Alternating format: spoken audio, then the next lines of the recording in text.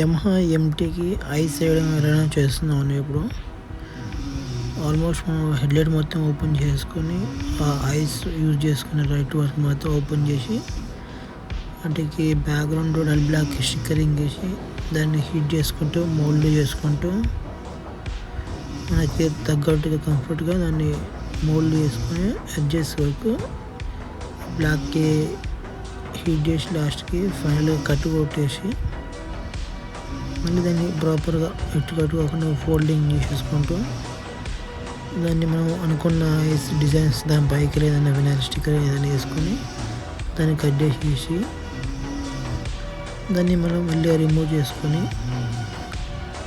ఇది కొంచెం మెల్లగా చేసుకోవాలని కటింగ్, ఎందుకంటే కొంచెం ఖరాబ్ కాకుండా ఉండడం కోసం.